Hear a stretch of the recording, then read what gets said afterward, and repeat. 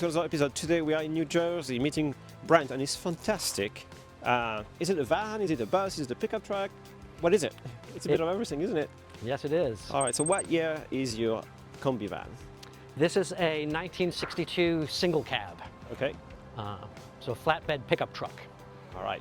So was it a US vehicle to start with? It was imported to the U.S. There were very few brought in because of the chicken tax, 30% tariff On the trucks, yeah. on light-duty trucks that prevented a lot of European imports. Okay. Yeah. So when did you get it, and what did you do to it? I bought this right before my 8-year-old son was born. It was canary yellow, and I converted it to serve espresso off of the back. Okay. COVID happened, and I watched a couple too many YouTube videos, and I restored it to its original turquoise. Nice. Raised it back up to its original ride height, and converted it to fully electric. Okay. So how long did the whole process take? Just over 5 years. Ah, okay. And it's fully finished now? It is fully finished Okay. as of a month ago, yes. Okay, so take us through the system you've used, from the batteries, the BMSs, and the gearbox setup with the motor. Yeah, so I wanted to make it as simple as possible, and I also wanted to make it reversible. So I did a custom battery box, two 63-volt batteries using lithium iron phosphate battery cells, new. Okay. For a total maximum voltage of 126 volts. Okay. Used an AC 50 induction motor, which I attached through an adapter plate directly to the transmission. It's rated for 75 horsepower, relative to the original 36 horsepower. Okay. Twice as much. Twice as much. Yeah, yeah. Has a 3,300 watt battery charger, has Type 2 charging. Nice. Because it's an AC motor, I have regenerative braking on it. Yeah. Electronic reverse. I bottom balanced the battery pack and only have a BMS for the battery pack as its whole, not Okay. individual cells. Okay. And so it's rated, it's a 26.5 kilowatt battery pack, and should be good for between 80 to 100 miles of range, depending on how you drive. Okay. Why did you opt to use only brand new components instead of repurposing modules or even a battery pack from something else? I felt, especially with regards to the batteries, that I didn't want to use a repurposed technology that might be suspect from a quality standpoint when I was originally getting them. I also wanted to use lithium iron phosphates that has a much higher thermal overrun temperature, so it's much less likely that they'll blow up. Okay. If I do something wrong. Let's have a look at your battery pack. Yeah.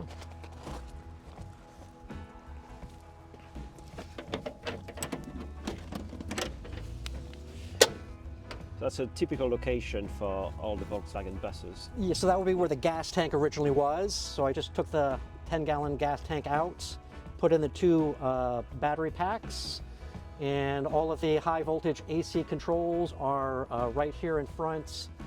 So the runs for high volt AC power is a very short run from the charge port where the original gas filler was to this small sub panel.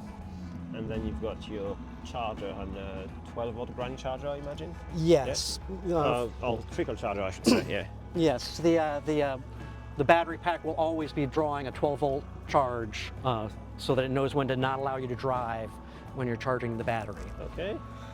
All right, let's check out the motor then. Okay.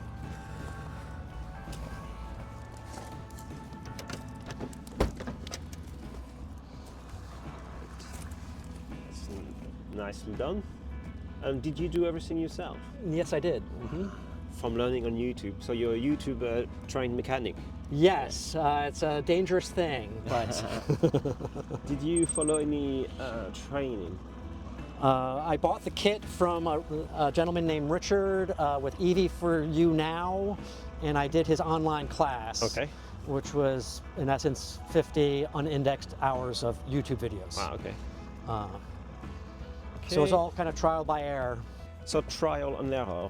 Did you make any mistake? Is this the first version of this setup, or have you made it evolve over the last months you finished it? Yeah, so I kind of was learning about classic cars at the same time as EV conversions, and so the sequence of my renovation was kind of backwards. So I did the paint and metal work first, I then did the EV conversion, and then I upgraded the suspension and brakes and ride height. Well, it kind of makes sense because you're adding weight in different locations of the van. So setting up and fine-tuning the suspension is a key point. So it only makes sense to do it once you've had the whole drivetrain set up. Yes. Unfortunately, all of my electrical components were mounted on top of the transmission. Okay. So in order to replace the transmission or the transaxle, which you need to in order to change the ride height of a VW, I had to pull all of the electrical components I had just installed back out. Well, as you say, trial and error. Yep. Okay. Is there anything on this side? It's pretty much the same box for the battery pack and so on? Yes, treasure chest, so you have access from both sides of the truck. Well, let's have a look in the cab. Yeah. So the controls are very simple. Where the radio used to be is the JLD 404, which is the battery monitoring system. Okay. I have an electronic reverse switch to the left and a coast switch that turns off the regenerative braking on the right. Okay. That's the only two switches you used? Pretty much. Yeah. Yep. All right. For the lighting system on all the 12-volt system, did you redesign it all, or did you use the original 12-volt system? No, I used the original wiring harness. I left it completely intact, and I did all the electrical system for the EV conversion completely separate. All right. What do we have here? That's the vents for fresh air. Okay. Your AC back in the days. All right. Exactly. Anything particular? The bench seat? Do you have the spare wheel in the back? Yes, it's right behind the seat here. Headliner is quite nice and tidy. So going back to this whole build, if you were to do it again, or give a tip to someone looking into doing something similar, what would be your best tip? Oh, don't give up. Understand that it's going to take a lot more time than you expect. And understand it's a passion project and can't necessarily be rationalized financially. That's a nice way to put it. Do you drive this every day? I try to, yes. Yeah, nice. Yeah. Excellent. I think the next thing for us to do is to take this for a spin. Yeah. Excuse me, please.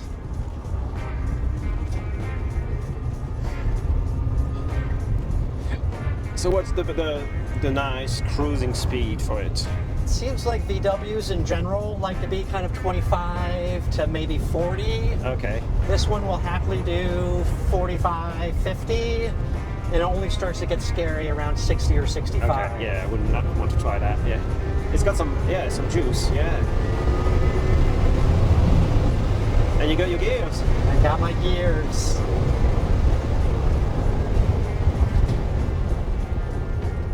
So if you were to do this again, would you still opt for a setup where you connect the motor to the gearbox, or would you like something a bit more punchy? You know, I think it really depends on the vehicle, and so relative to this 1962 VW, having the manual transmission is part of the driving experience. Okay. And it feels good to have it. Okay. I'm not really into race cars, and so the whole 400 horsepower thing and burning rubber, it's just completely foreign to me. I'm just looking to cruise around and have a fun time. Nice. All right, was there anything else you wanted to add? I don't think so. Did you want to talk about budget? Well, it cost a lot of money, and it took a lot of time. Okay, just like any car project, yeah. All right, guys, if you like what you saw today, let us know in the comments below. Give us a thumbs up, and guys, we'll see you in the next one.